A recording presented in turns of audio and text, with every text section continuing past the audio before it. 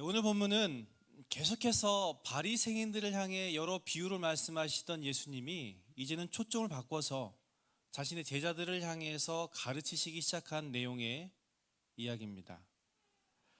좀 길었지만 우리가 다 읽었듯이요, 주님이 이 가르침은요, 제자들이 반드시 가져야 할 태도에 관한 것이었는데요. 여러분, 어떤 것이었죠? 방금 읽었는데 1절부터 3절이죠. 바로 사람들을 실족하지 않도록 해야 한다라는 것이었습니다.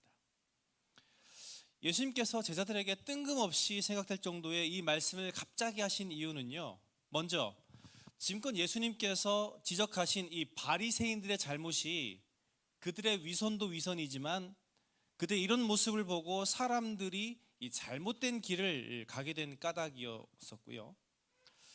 또한 이 사람들을 실족하지 않도록 하는 것이 이 완성될 하나님의 나라뿐만 아니라 당장의 이 땅, 또 교회 공동체와 개개인의 관계에 너무나 중요하다는 이유였기 때문이었어요. 그렇다면 여러분, 예수님께서 말씀하신 이 실족 무엇입니까? 한자로는 이를실, 발족, 말 그대로 발을 잘못 디딘다는 의미이고요. 이 성경의 원래 단어로는 이 스칸달라, 올가미, 함정, 장애물 등을 가리키는데요. 사실 뭐라 콕 집어서 번역하기 어려운 단어인데, 이 단어 이 스칸달라에서 이 스캔들이라는 말이 왔음을 생각해서 그 의미를 유추하면 좀 감이 좀 잡히죠. 그러니까 실족은 구체적으로 신앙으로 넘어지는 것을 가리킵니다. 작게는 죄를 짓게 되는 것에서부터 크게는 교회 공동체를 떠나거나 믿음을 잃게 하는 것이죠. 그래서 그럴까요? 주님은 제자들에게 절대로 사람들을 실족하게 해서는 안 된다 말씀하시고, 실족이 얼마나 크고 위험한 일인지를 밝히셨습니다. 2절을 보면 잘 나오는데요, 주님은 작은 자 중에 하나, 그러니까 별 볼 일 없는 사람 혹은 믿음이 거의 없는 신자를 죄짓게 하는 것이 연자 맷돌을 그 목에 메고 바다에 던지는 것보다 크다라고 말씀하셨습니다. 이 연자 맷돌 어떤 겁니까? 우리가 직접 보기는 어렵습니다만 현재 이 방앗간에서 사용하는 이 회전형 맷돌인데 엄청난 크기 때문에 이 소나 말에게 매달아 돌면서 곡식을 빻게 하는 이 맷돌 아니었습니까? 그런데 이 어마어마한 맷돌에 사람을 매달아 가지고 바다에 던져버린대요. 아주 끔찍한 일 아닙니까? 영화에서나 나올 법한 폭력적이고 그죠? 그런 일로 상상만 해도 소름 끼치는 아주 무서운 일입니다. 그런데 이렇게 하는 것이 고대 로마, 그리스 등지에서 시행되던 실제 사형법의 일종이었다는 사실이죠. 어떤 사람들에게요? 아주 극악무도한 범죄자들에게 말이죠. 그것도 주로 국가나 이 체제의 반역자들에게만 행하였다고 합니다. 그러니까 이 말인즉슨 누군가를 넘어지게 하는 일, 다시 말해 죄를 짓게 하거나 신앙이 약해지고 잃는 일이 하나님 나라를 거스르고 반역하는 죄라는 말입니다. 하나님 나라를 전복하려는 이 쿠데타라는 의미고요. 그것도 보잘것없고 티도 안 나며 믿음이 없는 사람들을 넘어지게 하는 일이 이렇게 크다는 뜻입니다. 이런 걸 따질 때 남을 실족하게 또 실망하게 하는 것이 우리가 생각하는 것 이상으로, 상상 이상으로 너무나 큰 일이자 하나님 앞에서 무서운 일임을 우리는 알아야 합니다. 그래서 주목해 볼 것은 예수님께서 사람들을 실족하게 않게 하는 이 이어지는 구체적인 행동이라는 것이죠. 그것은 3절과 4절 말씀에 나오는데요, 뭐라고 나오죠? 스스로 조심하고 죄 짓는 사람에게 경고하며 그가 회개하면 용서하는 것입니다. 쉽게 말해서 내 모습에 다른 사람들이 상처받지 않도록 하는 것이 실족하지 않게 하는 것이고, 죄 짓는 것을 내버려 두지 않는 것이 실족하지 않게 하는 말이며, 죄나 잘못을 저질렀더라도 용서를 구하면, 회개하면 용서해 주는 것이 실족하지 않게 하는 일이라는 것입니다. 이것에 대해서 조금씩만 한번 살펴보기를 원하는데요. 첫 번째로, 스스로 조심하라는 것은 어떻게 하라는 겁니까? 그것은 예수님의 제자들 자신, 바로 우리 크리스찬들 자신이 실족하지 말라는 의미입니다. 먼저 죄와 유혹에 넘어지지 말라는 뜻이죠. 그건 왜 그래요? 이것은 자신이 감당해야 할 이 이후의 결과도 결과지만 다른 사람들이 그걸 보고 오해해서 실망할 수도 있으니까 그렇습니다. 여러분, 메시아면서 하나님이신 예수님의 제자들입니다. 뭐가 달라도 달라야 하지 않겠습니까? 사람들에게 기대치가 있고요. 또 그래서 어디 있든지 언제든 사람들이 주목합니다. 그런데 다른 사람들과 비교해서 똑같다고 생각해 보십시오. 아니, 더 못하다고 생각해 보십시오. 거짓말하고 속이고 욕잘하고 규칙 어기고 수쓰고, 사람들이 어떻게 생각하겠습니까? 더구나 믿음을 막 가진 이 초신자들에게 어떤 마음을 들게 하겠어요? 실망은 기본이고 손가락질에 욕까지 할 수 있지 않겠습니까? 우리도 그런 사람들을 많이 보잖아요. 우리 공동체에는 없어서 잘 못 보나요? 네. 그리고 지금 그 실제가 우리 한국의 기독교 그리스도인 아닙니까? 크리스천인 우리가 생각해도 우리의 자화상이 부끄러울 정도잖아요.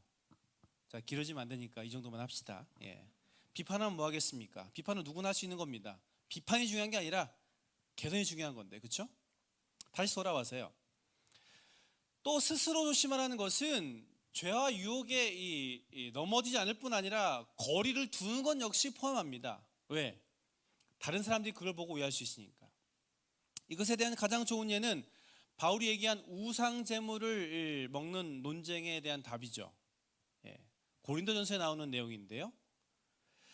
당시 믿은 지 얼마 안 된 신자들은 이 시장에서 유통되는 이 거의 대부분의 고기가 우상에 바쳐진 제물이라는 점에서 심각한 고민을 했습니다. 안 먹자니 이 몸의 영양에, 건강에 영향이 가고, 그죠? 고기를 먹어줘야 하잖아요, 그죠? 요즘엔 너무 많이 먹어서 문제지만. 근데 또 반대로 먹자니 우상 제물에 바쳐진 고기라서 먹으면 간접적으로나마 우상 숭배에 참여하는 것으로 여겨져서 고민을 했던 겁니다. 이에 바울이 어떻게 답을 했습니까? 자신은 우상에게 바쳐진 제물을 얼마든지 먹을 수 있지만, 다시 말해 우상 제물을 먹는 것에 대해서 아무런 거리낌도 유혹도 영향도 없지만, 행여나 자신이 우상 제물을 먹는 것으로 다른 신자들, 특히나 믿음이 약하거나 없는 사람들이 그 모습에 실망하고 오해할까봐, 또 그 사람들의 신앙에 타격을 받을까봐 결코 먹지 않는다는 것이었어요. 네. 한편 두 번째로, 잘못을 저지르는 혹은 저지른 사람에게 경고하는 것은 어떤 걸 의미합니까? 말 그대로입니다. 엇나가고 죄 가운데 있는 사람에게 다가가서 잘못이다라고 정확히 말하는 것입니다. 이것은 비슷한 본문인 이 마태복음 18장의 내용으로 1차적으로는 그 당사자만 상대해서 얘기를 하고요. 그 다음엔 말을 안 듣는 경우죠. 두세 사람이 가서 말하는 것이고요. 그래도 안 되는 경우엔 공동체에 말하도록 한다는 것이죠. 잘못에 대해서 말하는 것도 어렵습니다만, 이 말은 단순히 말하는 것이 아니라 더더욱 어렵습니다. 그리고 흉 보는 것처럼 뒤로 하는 것이 아니기에 더 힘들어요. 그런데 직접 대놓고 말하는 것이고, 이 세 단계를 모두 거쳐서 해야 한다는 것이죠. 그리고 의무와 책임으로 하는 것이면서 동시에 너무나 적극적이면서 구체적인 행동으로 하는 것입니다. 이 정도로 해야만이 실족하지 않도록 할 수 있고, 실족 가운데 다시 회복되도록 할 수 있다는 의미예요. 하긴 이렇게 직접적으로, 그것도 2중 3중으로 누군가가 나에게 내 생각에 대해, 내 계획에 대해, 내 행동에 대해 말해주고 깨우쳐준다면 죄에 빠질 수 없을 것 같습니다. 잘못된 길로 가거나 신앙을 잃을 일이 없을 것 같습니다. 그런 걸 볼 때 우리의 문제는 우리 스스로의 문제이기도 하지만 동시에 우리의 공동체의 문제, 즉 형제와 가족과 셀과 교회 공동체가 이런 역할들을 하지 못하는 문제에서 왔음을 우리는 분명히 알아야 합니다. 그리고 마지막 세 번째, 실족하지 않도록 하기 위해서 이 회개할 때 용서하는 것은 어떻게 하라는 거예요? 뉘우치면, 손을 내밀면 다시 받아들이라, 이겁니다. 여기서 중요한 건 회개와 용서인데요, 회개가 곧 용서입니다. 그리고 용서의 키가 다름 아닌 회개라는 것이죠. 그 중간에 그 어떤 것도 끼어들 수가 없습니다. 이것은 마치 우리가 스스로 죄인으로 인정하고 주님께 용서를 구할 때 그 어떤 조건을 내세우지 않으시고 하나님께서 우리를 구원해 주신 것과 용서해 주신 것과 동일한 겁니다. 또 구원받은 이유도 마찬가지죠. 저지르는 이 죄와 잘못에 대해서 회개할 때 십자가의 은혜로 다시 우리를 새롭게 하신 것처럼 그 사람을 아무런 조건 없이 다시 용서해 주는 겁니다. 그러니까 신자들 사이에서 누군가 저지른 잘못과 실수를 회개하면 그 모습이 어쨌든지 간에 그 사람의 원래 인격과 위치와 관계를 인정하고 그들을 다시 포용하라는 겁니다. 그런데 그러시면 주님께서 말씀하신 용서의 정도, 용서의 크기가 어느 정도인가 하니 4절, 하루에 7번이라도 해야 한다는 것이죠. 이와 관련된 마태복음에는 7번씩 70번이라도 용서하라 라는 표현이 쓰였는데요, 이 말은 어떤 의미예요, 여러분? 숫자 7, 의미를 굳이 설명할 필요 없이 한마디로 계속 하라는 겁니다. 그러니까 계속 끊임없이 완성될 때까지 용서라는 거예요. 이렇게 주님께서 제자들에게 말씀하셨습니다. 그랬더니 제자들이 이 말씀을 듣자마자 예수님께 요청합니다. 5절이죠. 주님, 우리에게 믿음을 더 주십시오. 여러분, 이게 무슨 말이에요? 이것은요, 그만큼 이들에게 또 우리들에게 용서라는 것이 얼마나 어려운 것인지를 알리는 것입니다. 그런 까닭에 여기에서 제자들이 달라고 요구한 이 믿음은 믿습니다, 할렐루야, 이런 같은 하나님에 대한 태도로서의 믿음이 아니라 용서하는 믿음, 용서할 수 있는 힘으로서의 믿음을 가리키고요, 이들의 요청은 용서할 수 있을 만큼 정도의 믿음의 수준, 그 정도 믿음의 양을 달라는 것입니다. 그랬더니 역시 유명한 말씀을 예수님께서 제자들에게 다시 하십니다. 6절, 너희에게 얼마만큼? 겨자씨 한 알만큼한 믿음만 있으면, 이 볼펜으로 점 한번 딱 찍는 게 이 겨자씨의 크기거든요. 이 정도만 있으면 니들이 불가능한 일이 없을 거야. 이렇게 말씀하셨어요. 주님의 이 말씀은요, 용서가 정말 어려운 것이기에 믿음이 커야만 할 수 있다는 제자들의 생각과 요청, 또 이들과 똑같이 여기는 우리의 태도를 정면으로 반박하는 거 아닙니까? 다시 말해서 믿음이 커야만 용서할 수 있다고? 아니야. 눈에 보이지 않는 점 정도의, 마치 겨자씨 정도의 이 아주 작은 믿음만 있어도 용서할 수 있어. 지극히 작은 마음이라도 그것이 참되다면 얼마든지 용서할 수 있어 라고 예수님께서는 강하게 말씀하신 것이죠. 여기에서 겨자씨만한 믿음은 역시나 우리가 지금껏 생각했던 믿음의 역사, 믿음의 권능과는 약간 다른 곳으로서의 용서의 믿음, 그 해당하는 사람을 감당할 수 있는 속성으로서의 믿음입니다. 그리고 나서 주님은 왜 그렇게 해야 되는지, 왜 그토록 옆에 있는 사람들을 용서해야 되는지 종의 비유를 덧붙이셨습니다. 7, 8, 9절인데요 여러분, 주님은 왜 용서해야 한다고 말씀하셨습니까? 제자들이, 또 우리들이 예수님의, 하나님의 종이니까요. 비유의 내용처럼 일을 막, 노예가요, 종이요, 일을 막 한 후에 집에 돌아와가지고 주인에게 식사 대접을 받거나 감사하다는 말을 듣기를 기대하면 안 되는 이유가 바로 종이기 때문입니다. 도리어 일을 하고 왔음에도 불구하고 집에 들어와서 어떻게 됩니까? 주인의 식사를 챙겨주고 또 집안일을 해야 됩니다. 왜? 종이 해야 할 마땅한 일이니까요. 그런 까닭에 이후 이어진 사건, 그죠? 곧 나병 환자 10명을 고치셨지만 그 가운데 단 한 명, 그것도 사마리아 사람 한 명이 주님께 돌아와서 감사를 표하고 주님께서 그 사람의 영혼까지 구원해 주신 일에 대해서 우리는 단순히 치유에 대한 반응으로 감사가 중요하다 혹은 감사해야 한다라고 한정해 생각해서는 안 돼요.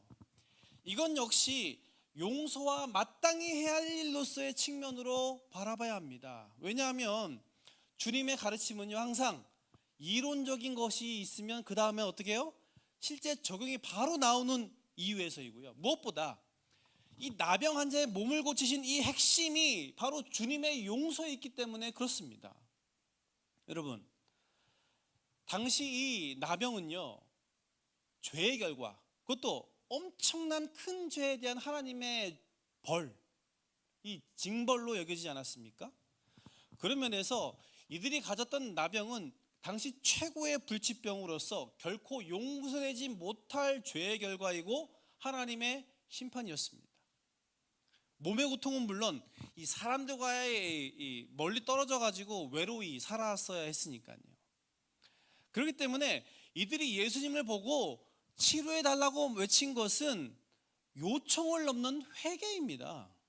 예수님을 구원하신 하나님으로 알아가지고 자신들의 모습을 거짓 없이 있는 그대로 드러내면서 용서를 구하는 거예요. 그것도 그들은 멀리서, 접촉하는 것은 물론 가까이 가서도 안 되니까 큰 소리로 요청을 했는데, 이렇게 그들이 멀리에서 예수님 이렇게 큰 소리 요청한 것은 이들이 얼마나 간절한 마음으로 회개했는지를 알리는 거예요. 따라서 주님께서 이들을 치료해 주신 것은 죄의 용서가 먼저입니다. 죄를 용서하시는 유일한 분, 곧 하나님으로 자신을 드러내시고 몸도 치료하신 것이죠. 그 가운데 10명 중에 감사를 표한 한 사람에게 영혼의 구원까지 확증시켜 주신 것은 예수님께서 죄를 용서하시되 완전하고 영원한 용서, 또 구원과 생명을 주시는 메시아로 그 일을 행하신 것임을 드러내신 겁니다. 특히나 그 사람이요, 도무지 용서받지 못하고 이 이스라엘의 공동체에 들어올 수 없는 이 사마리아인이라는 점에서 볼 때 주님의 용서에는 그 어떤 자격이나 조건이 없음을, 또 감사가 일어난 일에 대한 반응을 넘어서서 그들의 과거, 현재 그리고 앞으로의 삶 전체를 하나님께 맡겼다는 의미에서, 또 몸 이외의 삶 속 수많은 다른 부분에서도 주님의 용서를 통해 회복되고 온전케 되게 해달라는 점에서 주님의 용서에는 그 어떤 한계도 또 못할 것도 없는 능력이 있음을 알리셨다는 겁니다. 그 증거가 본문이 신약성경에서 유일하게 감사의 대상을 하나님이 아닌 예수님께 드렸다는 점에서 우리는 찾을 수 있어요. 자, 그렇다면 오늘 본문을 통해서 어떤 걸 우리가 생각해 볼 수 있습니까? 이 용서 해야 하는 건 알겠는데 계속해서 막 한이 없이 해야 된다, 그건 좀 그렇지 않나요? 여러분, 우리는요, 용서의 한계가 어느 정도에 있습니다. 또 기준이 있어요. 그래서 어떤 잘못과 실수, 죄가 몇 번을 넘어서면 용서할 수 없다고, 그리고 다른 건 참아도 이것만큼 못 참겠다 생각하고 하지 않습니다. 져버립니다. 행여 그 대상이 또 그 일이 신앙, 교회와 관련된 것이라면 하나님에 대한 마음도 달라지고 신앙이 달라지는 걸 부인할 수가 없죠. 다른 건 몰라도 상처만큼은 그 누구도, 심지어 하나님도 어떻게 할 수 없다라고 여깁니다. 그래서 본문에 한없이 용서하라라는 이야기에 수긍은 하지만 동의하지 않습니다. 나름 주님의 이 말씀을 지키려고 노력하지만 용서는 하지 않고요, 그러니 그 사람을 받아들여 함께하는 용납이 가능할 리가 없죠. 그런데 용서가 하나님의 명령이자 뜻이며 그분께 속한 종으로서 마땅히 해야 할 일이라는 사실을 잠시 내려놓더라도 기억해야 할 것은, 용서가 다른 사람들을 넘어지게 하는 걸 막는 것 이전에 내가 실족해 넘어지게 하는 것도 막는다는 사실입니다. 그건 왜 그렇습니까, 여러분? 이런 용서가요, 쉽게 할 수 있는 사소한, 또 일상의 용서와 다르게 참 하기 어려운 만큼 내가 하는 것이 아니라 주님의 이름으로 하는 것이기 때문에 그렇습니다. 그로 인해 갖게 되는 실망과 분노, 그리고 상대에 대한 미움으로 끝나는 것, 또 주체할 수 없는 아픔으로 끝나는 것이 아니라 기도와 기대로 끝내기 때문이에요.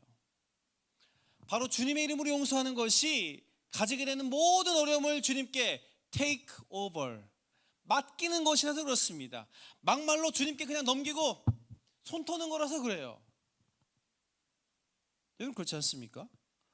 내가 용서하냐 마냐를 가지고 있어봤자 뭐 하나 유익한 게 있습니까? 성경을 묵상해도 모자랄 판에 허구한 날 상처받은 거 잘못을 주야로 묵상하면 남는 게 분노와 악밖에 있지 않겠어요? 문제는 이 분노와 슬픔이 그 상대를 넘어 하나님까지 오해하게 한다는 사실이고, 결국 이 오해가 하나님으로부터 멀어지게 하는, 본문의 표현대로 하면 실족해서 넘어지게 하는 결정적인 원인이 된다는 거예요.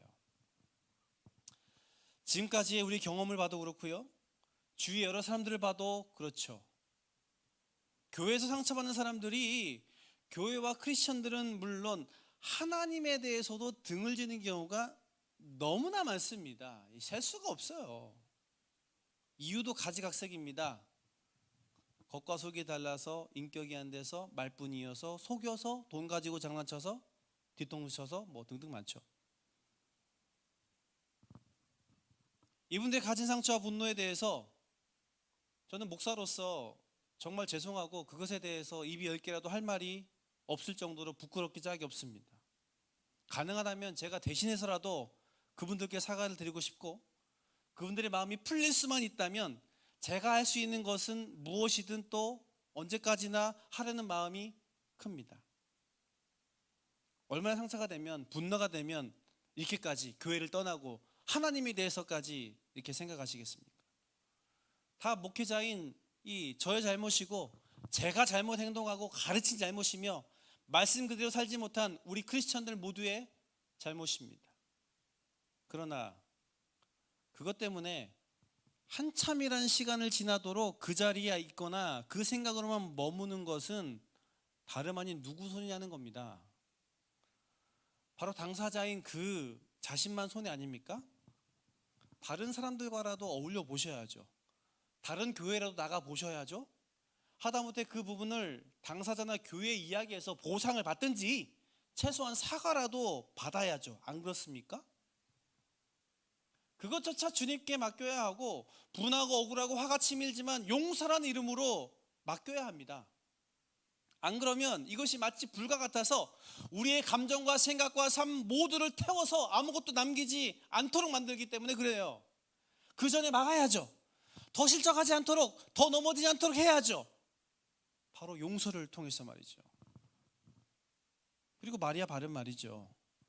우리는 주로 상대방에 대해서 용서해야 하는 위치라고 생각합니다. 그런데 실제로는 우리가 보다 더 용서받아야 할 사람이라는 건 여러분 아십니까? 그럼 어떻게 보면요, 제가 물어보면 상처 준 사람만 있고, 아니죠, 다시요, 상처 받은 사람만 있고 상처 준 사람은 하나도 없어요. 그런데 여러분, 그 수많은 사람들이 상처를 받았다는 것은 그만큼의 사람들이 상처를 줬다는 걸 의미해요. 실수하고 잘못한 사람이 나를 포함해서 다 많다는 것이죠. 그래서 관계에서 100% 잘못은 없습니다. 단 1%라도 쌍방의 잘못이 있는 거예요. 그게 당장이든 아니면 아주 예전부터 깔려있던 것이든 분명히 있습니다. 그런데 우린 내가 받은 상처만 생각하지 내가 준 상처는 생각하지 않습니다. 내가 용서할 것만 생각하지 내가 용서받아야 할 것은 전혀 생각하지 않아요. 그래서 우리는 오늘 말씀을 보면서 주님의 이름으로 우리가 어떻게든지 용서해야 하는 것을 다짐한 동시에 이 부분을 알고 우리가 어떻게든 우리가 용서받아야 할 것을 다짐해야 합니다. 그리고 의지적으로 용서해야 하고요, 용서하되 그냥 받아들인 걸 넘어서 그냥 덮고 지나갈 넘고 뚫어가지고 용서해야 합니다. 그리고 무엇보다 우리가 용서할 것은 얘가 용서하는 것으로 다른 사람도 넘어지는 것을 막기 때문이라도 해야 한다는 거예요. 그렇게 하지 않으면 여전히 분노와 상처의 불씨를 남겨두는 것 같아서 언제 어디서 확 튀어올지 모르기 때문에, 또 그렇게 하지 않으면 상대방으로 하여금 다른 방법, 다른 생각, 다른 대상을 화풀이로 상처 주도록 하기 때문입니다. 사람의 관계라는 게요, 참 희한한 게 자신이 받아들여지지 않는다 생각되면 자신의 실수, 잘못에도 불구하고 다른 대안을 찾게 됩니다. 그게 잘못에 대한 후회로 하는 것이든 아니면 살 길을 찾는 것이든 딴 데로 가요. 이것은요, 우리가 예수님 외에 다른 신, 다른 하나님을 찾는 이유와도 일맥상통합니다. 우리가 왜 주님 한 분만으로 만족하며 그렇게 고백합니까? 예수님의 용서가 100% 용서이고 구원이 100% 구원, 그 받으심이 100% 받으심이어서 아닙니까? 만약에 주님께서 우리를 이렇게 완전하게 용서하지 않으셨다면 우리는 불안에 떨지도 모릅니다. 또 이에 다른 신, 다른 방법을 찾아 헤맬 수밖에 없을 거예요. 혹시라도 여러분이 예수님의 용서와 구원에 대해서 의심이 되거나 다른 방법, 점이라든지 아니면 다른 곳으로 자신의 삶에 대해 길을 찾고 있다면 예수님의 용서와 구원에 대해서 100% 믿지 못하는 거예요. 그게 설령 장난이라고 해도. 그렇게 사랑하는 여러분, 주님께서 우리를 완전히 용서하심으로 우리를 구원하신 것처럼 주님은 우리로 하여금 용서로 분노와 슬픔, 아픔 가운데서 우리 삶이 구원되기를 바라고 우리 용서로 다른 사람들이 우리처럼 주님 안에서 용서받기를 원하세요. 어렵고 힘들죠. 그런데 용서가 안 되면서 어떻게 더 크고 힘든 용납을 할 수 있겠습니까? 그런데 우리는요, 용서를 건너뛴 채 더 어렵고 최고로 어려운 함께하고 그냥 받아들인다는 용납을 그냥 하려고 애쓰고 있습니다. 참 아이러니 아니에요? 그러니 상대방 존재에 대한 용납, 받아들이고 사랑하는 용납이 그 사람이 가진 실수와 잘못 혹은 죄에 대한 용납까지 해가지고 애매한, 용납하는 것도 아니고 안 하는 것도 아닌, 좋은 것도 아니고 안 좋은 것도 아닌 이 우픈 상황으로 우리의 상황을 몰아가는 거 아니겠습니까? 그런 면에서 그 먼저인 그 첫 단계인 용서부터 해야 합니다. 물론 이것도 역시 너무나도 어려운 일이죠. 하지만 그렇게 하려는 마음만 있으면 된다는 거예요. 본문처럼 점 하나만도 못한 크기지만 겨자씨만한 그 믿음만 있다면 가능하다고 말씀하신 예수님 말씀 그대로 용서하려는 마음, 그렇게 할 수 있다는 믿음만 있으면 가능해요.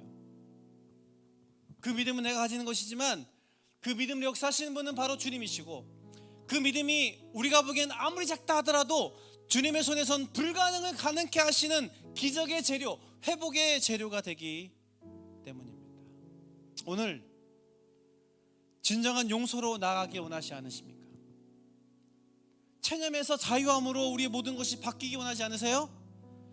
용서에서 용납으로 애매한 관계로 머무르는 것이 아니라 함께하고 받아들이는 온전한 연합으로 넘어가기 원하지 않으세요? 이 시간 믿음으로 의지적으로 용서를 선포하고 주님께 용서로 내어 맡기는 일들이 있기를 주님의 이름으로 축복합니다. 혹시 가족 간에, 또 주위의 친구 간에, 혹은 셀 모임과 교회 안에 불편한 관계, 상처받음으로 앙금이 남아있는 것 같다면 특별히 믿음으로 용서하기를 축복합니다. 밉죠? 늘 옆에 있으면서 반복해서 나를 힘들게 할지 모르니까. 하지만 주님은 이 우리의 용서를 통해서 우리의 모든 것들이 다시 조정되기를 원하십니다. 예수님께서 우리를 100% 용서하신 것처럼, 바꾸신 것처럼, 하나님께서는 우리 용서를 통해 우리의 생각과 우리의 관계와 우리의 가족과 우리 사회가 공동체까지, 그리고 이 땅까지 변화시키기를 원하십니다. 우리를 평화의 도구로 사용하시기를 원해요. 그래서 이 시간 함께 기도할 텐데요, 하나님, 이 부분 제가 용서하기 원합니다. 가족이든 형제든 부부간이든 아무리 애를 써도 되지 않는 이 용서, 이 잘못과 실수, 하지만 용서하기 원합니다. 하나님, 믿음으로 결단하며 기도하오니 회복되게 하여 주옵소서. 용서를 구함으로 평안을 누리게 하옵소서. 작은 것부터 그것들을 회복해 나가는 우리 자신이 되게 하옵소서. 기도하기 원합니다. 혹시 다른 사람들에게 상처받는 게 크다 하시다면 이 시간 믿음으로 선포하기를 축복합니다. 억울함, 화, 상처와 아픔을 깨끗게 하실 뿐만 아니라 주님은 우리를 오히려 이 아픔과 이 억울함과 분노를 우리의 성장과 성숙으로 이끄시는 좋은 기회로, 또 보다 좋은 우리 안에 새로운 관계를 만드심으로 이끄시는 그 통로로 사용하실 줄 믿습니다. 그 은혜가 있기를 주님의 이름으로 축복합니다.